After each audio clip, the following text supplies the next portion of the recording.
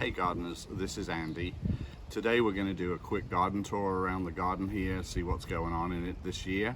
The weather's supposed to get bad later.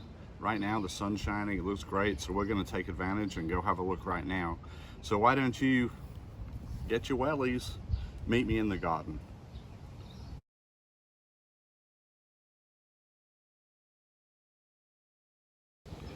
All right everyone, welcome back to Get Your Wellies.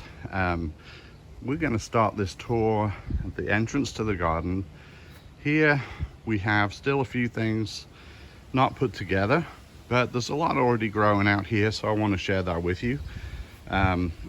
So here you may have in previous videos seen my wicking tubs. Here we have 3 that are ready to go. I'm actually waiting on some peppers from a friend of mine, and we'll be planting those out here. Here on the other side,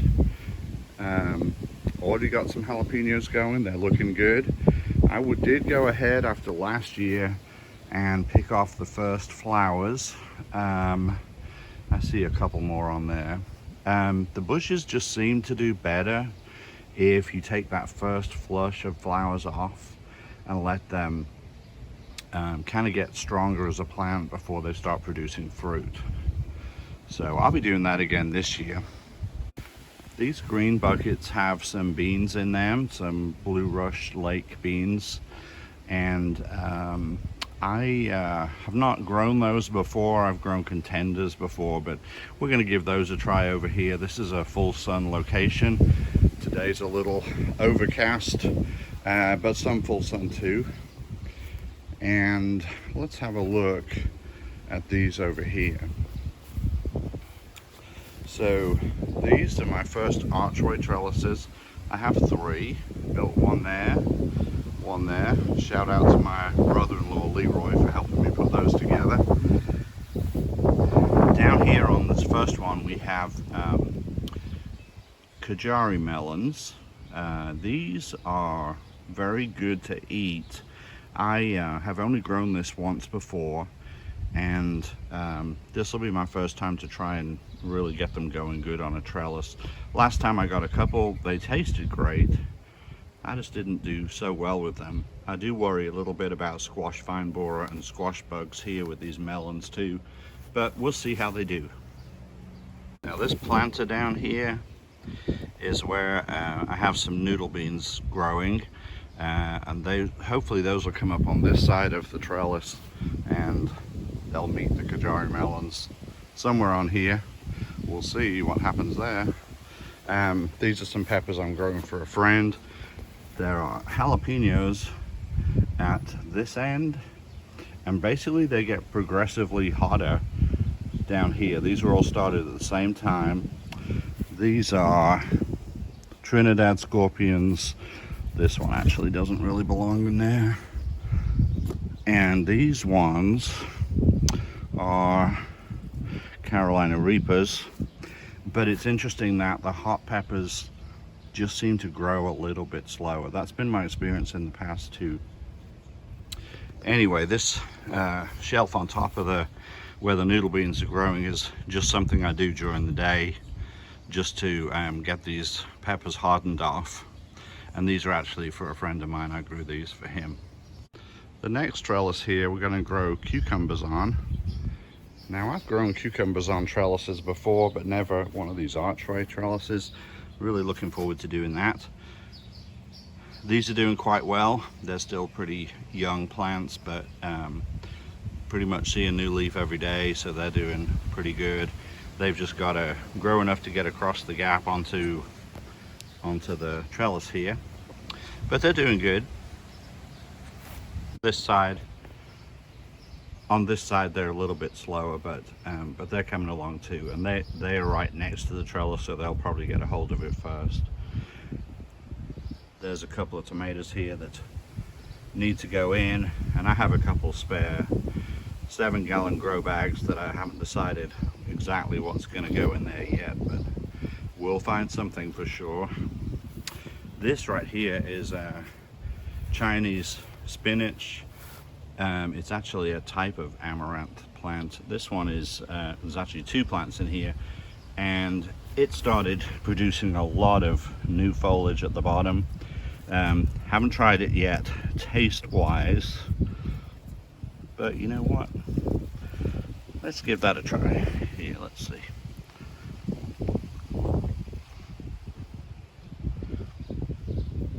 Actually not bad.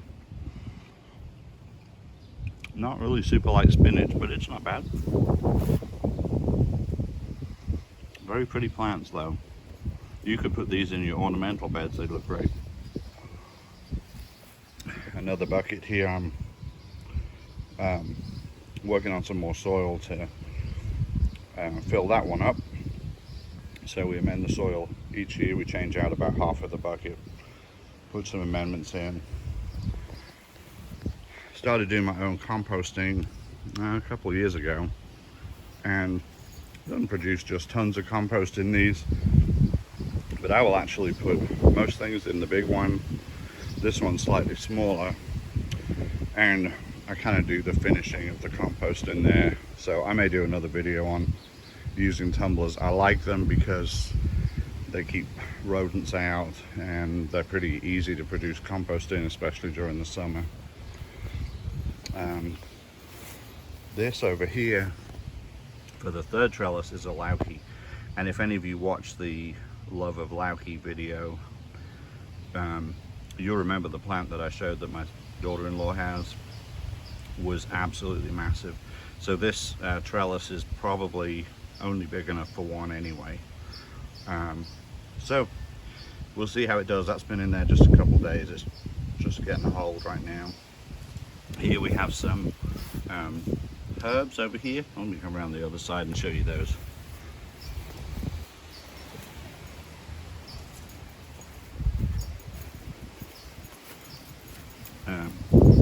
Got some mint, lavender, rosemary, and the dogs, of course, want to be part of the video, so here they are.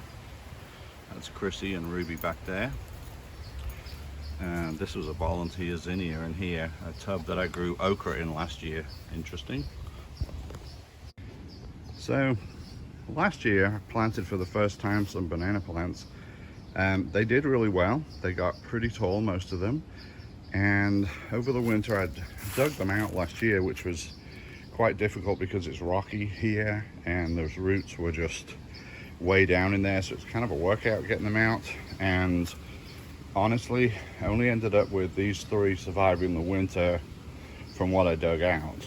I kind of checked on the stems where they were still firm, and then I cut them off at 45 degrees.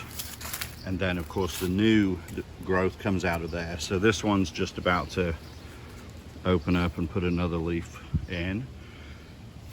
This one was tall. This one's actually as tall as me. I'm 6 foot. It put out that one leaf at the top, but once the other leaves start coming, it'll take off pretty quick, I bet. So, and I'm not sure really if I want to leave them in for the winter this year or take them out again. This was the smallest one, and actually it's ahead on leaf growth, so that's pretty good. This one's I cut that one about 1 foot because this stalk was pretty mushy any higher up than that. So that one is doing pretty well. They always look a bit straggly, I think, at first, and then they get better. But this is kind of interesting. I was going to show you this banana plant over here. So this is one that I cut off. Oh, it was probably about this tall, maybe 8 inches or so. I cut it down to that, put straw around it, put a plastic bag over it, and kept that one out during the winter months. So it was pretty cold this winter. We had some real cold nights and days. Now the center of this one, where normally you'd be looking for in here some green or white growth, there was none. It's just black. The whole stalk is basically just rotting. However, here at the side, looky here, we've got some baby banana plants coming up here, and this one back here is doing very well. So this kind of makes me want to just leave them in the ground every year, but I haven't decided. I guess we'll just see how they all do and go from there. But this is a good start with two smaller but healthy plants over here. I kind of like that. So here are my tomato plants. This is an Arkansas Traveler. Does have some flower buds on it, and I grew this one this year because it is supposed to be very tolerant of heat and humidity, which of course in Arkansas and most of the South is a big problem. So I'm going to see how that does. The seeds for this were quite difficult to find for some reason. The plants you can buy at Walmart all day long, but I like to do most of my things from seed. So I bought some seeds that cost me way too much. I think $8 for not that many seeds. So this year I'm already saving seeds. This is a little net bag, mesh bag. It's made of tulle, which is that fine mesh. It's often used, these little bags are often used to give bridesmaids their gifts in. The bride will use those to give her bridesmaids gifts. There is already some leaf discoloring going on here, so there'll probably be, some of these will need to be trimmed, definitely close to the bottom anyway. Still got some empty buckets that I'll replace dirt in and put something in there. Probably in between I'll do things like marigolds and radishes and some borage and stuff to help keep pests away. This one looks real healthy, got some buds coming, and this one not bad. It's got a few leaves on the bottom that need to come off. Now this is a Chadwick cherry tomato. These are the first ones that have actually produced a little fruit. I say produced, it's still green, but they actually have fruit on them. Another bucket needs to be done. Here's some clusters of flowers, quite pretty. And this one's already getting fairly tall, so those are strung up. Over here I actually just took off the tool bag, and I'll wrap a little piece of tape around these this branch, because these are going to be true to their original. So I am going to be saving seeds from these tomatoes, so I'll next year have more of the Chadwick cherry tomatoes. So that's kind of fun. I like to do that with the first ones, then it's kind of done, the seeds are saved, I can just go on and enjoy the rest of it. Quite a few flowers on this one coming. This one I chose, never grown it before, but I chose it because it's supposed to be very heat resistant and disease resistant. So we will see how that does. As you can see, this bed still has quite a bit of room in it, and I've got plans for some morning glories and moonflowers on this trellis here, but those are not in yet. At the very end of this row, I'm going to put in probably about 8 okra plants, which will be plenty of okra for us, and probably plenty to give away as well, which is nice.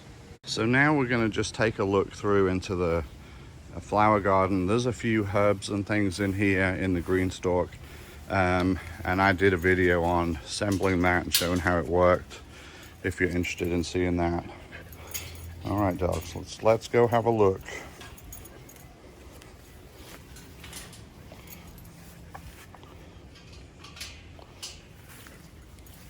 All right, so this flower bed, just some shrubs. This is a nice knockout topiary rose, kind of tree shaped.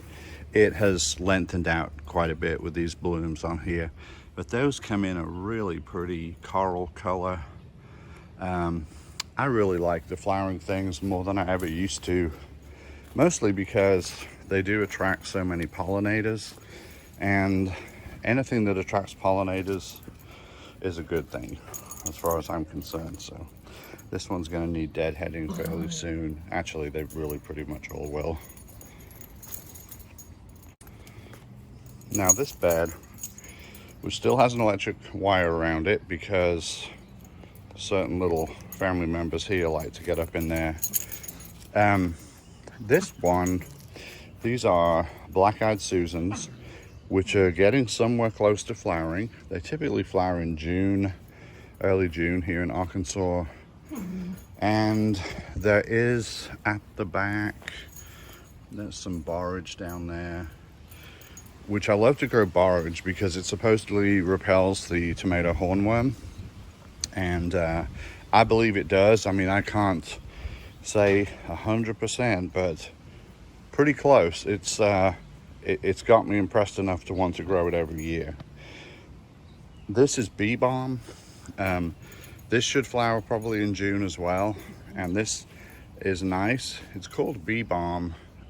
Wild bergamot's the other name, but it is a very good attractant for pollinators. So lots of kinds of butterflies, including swallowtails. We get a lot of black swallowtails here. Will come to it. Hummingbirds, hummingbird moths, bumblebees. Interestingly, not so much honeybees, but lots of great pollinators. It's called bee balm because you can make a balm out of the flower and make a salve to treat bee stings with. The rest of this bed, pretty much messy right now.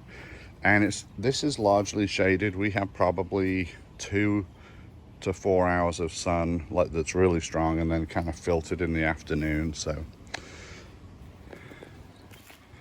that's going to be a project and decide what to put in here. This is a very pretty clematis, which just adds a lot of color. It does well in the shade, so this is a perfect plant for over here. There's actually 2 vines on there. Another knockout rose. Again, this bed needs a little work on it, but I just concentrate on the vegetables this time of year, honestly. So there's some hostas we put in last year that have come back pretty well. Another knockout. These are some elephant ears that did come back from last year, so hopefully they'll do well.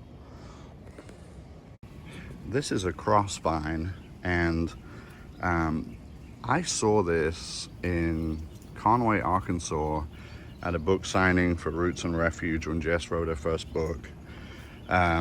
This was all over an arbor there, and I just loved it because the week we went, it had all these flowers on it. They're only out for about a week to 10 days, so we're already past our flowering, but this year it did do very well. It actually produced more flowers this year, so that was kind of nice to see. But they're all done with for this year, which is unfortunate.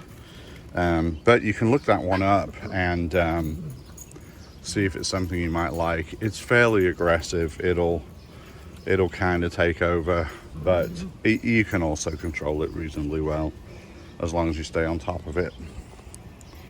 In these tubs we just have some coleus, and these are blueberry bushes, really small plants in the middle. This coleus was actually, we rescued the top off of one that we'd kept in water and managed to grow this from that top, so that's kind of exciting. We were able to find some more of that though for the front yard this year. Then these are my wife's collection of flowers. Dianthus attracts pollinators very well. We actually had a hummingbird moth on that the other day, which was really cool.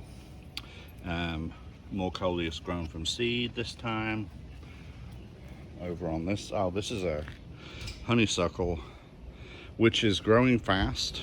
We just planted this year, so it's already up the trellis here, the archway, but it does not have a strong fragrance, which I was hoping it would. So sweet potato vine, more coleus. You can tell we like coleus, I guess. Some more flowers, dianthus in the middle, and then some zinnias over here, another sweet potato vine, ornamental kind.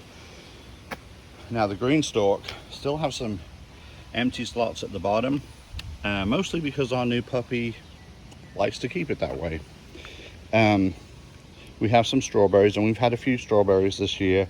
We've also had lots of runners, so we've been able to, like in the case of this one and this one, we've been able to fill up the second row kind of from the first row at the top, which is pretty cool.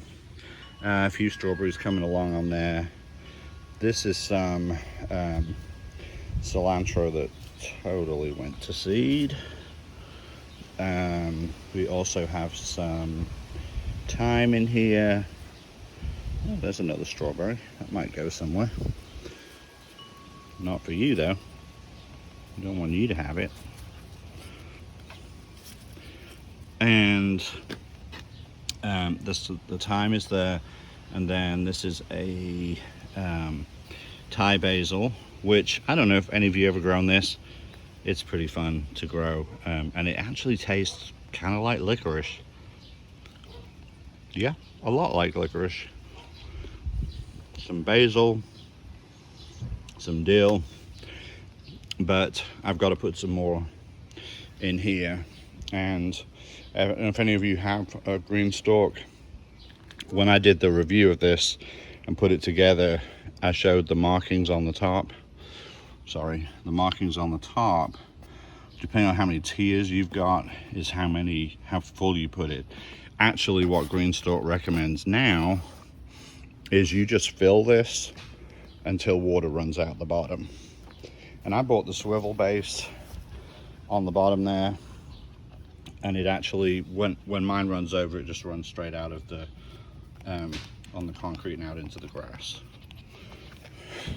What are you doing? You want to be on the TV, don't you? You want to be on the TV? Yeah. Okay, so, well guys, I think that kind of wraps it up for today. Thank you for following me along, and if you all have any ideas about what I should plant in some of these beds, or any questions about anything, feel free to leave a comment at the bottom, and I will try and get back to you as soon as I can. Until the next week, when we'll come check all this out again and see what's going on, you'll have a great week. Thank you for joining me. I'll see you all later. Bye now.